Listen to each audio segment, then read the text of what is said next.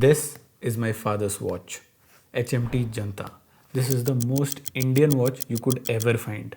मुझे याद है हर रोज़ काम पे जाने से पहले he used to wind his watch.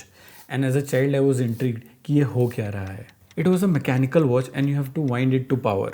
मुझे कोई आइडिया नहीं था उस टाइम. फिर मैंने देखा कि यार इन खिलौनों को अगर चाबी से घुमाओ तो ये चलते हैं. तो शायद ये घड़ी भी ऐसे ही काम करती होगी.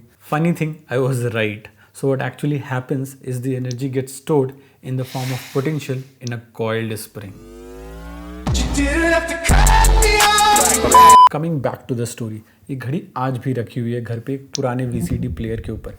वो प्लेयर तो खराब हो चुका है बट ये घड़ी आज भी सही वक्त बताती है. It has been 3 decades now. So point number 1, watches tell time but they are timeless. अब जब वॉचेस की बात हो गई है, फिजिक्स का भी जिक्र हो ही गया है, तो थोड़ा हिस्ट्री और फिलॉसफी भी समझ ही लेते हैं, है ना? चलो फिर. मैं समय हूं. मेरा जन्म सृष्टि के निर्माण के साथ हुआ था. मैं पिछले युगों में था, इस युग में हूं और आने वाले सभी युगों में रहूंगा. Time has always been there since Big Bang and humans have sought ways to measure it. इतने तरह के आवर ग्लासेस बन गए हैं, sundials. Let's look at this monument, Konark Sun Temple, built in 1250 AD. This wheel was designed to tell the time of the day. There are 8 spokes on this wheel. और ये 8 spokes denotes 8 पहर.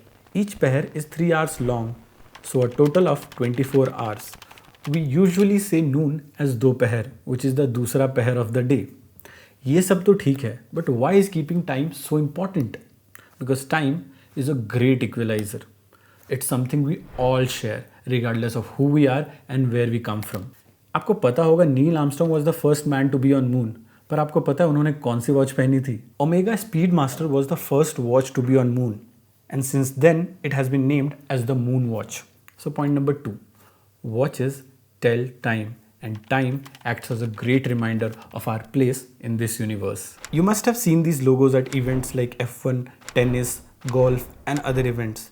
What if I tell you ये सारे के सारे watch brands हैं. Titanic तो I guess सबने ही देखी होगी. उसके director James Cameron for his research on Titanic went down to the actual shipwreck almost 4 kilometers deep. He wore a Rolex Submariner which can withstand such pressure and still function with precision. 33 dives to the Titanic, making all the films that I made during that period of time. I was wearing the watch the first time I saw Titanic, for real, through the porthole of a submersible 2.5 miles down. चांद से लेके समंदर की गहराई तक हम watches को हर जगह लेके गए हैं. हमने हर तरह के वॉचेस बना दिए हैं, जैसे कि डाइवर्स वॉच, पायलट वॉच, क्रोनोमीटर्स, यहाँ तक कि moon phase. You can see the phases of moon on your wrist.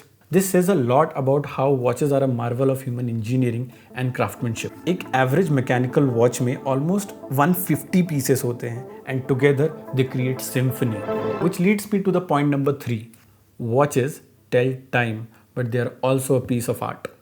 So next time you glance at your watch, remember you are not just checking the time, you are acknowledging your place in the grand timeline. You're part of something much bigger and every second is precious. Hey there everyone, this is Watchlist and I'm thrilled to welcome you all to my journey of watchkeeping and reviews. Together we will dive deep into the world of horology, explore the coolest timepieces and maybe even find a perfect match for you. Our journey starts here and the reason why you should subscribe me is this. अगर आप मेरे साथ हैं तो यूं समझिए वक्त आपके साथ है. फिर कल, आज और कल बस आप ही होंगे सफल.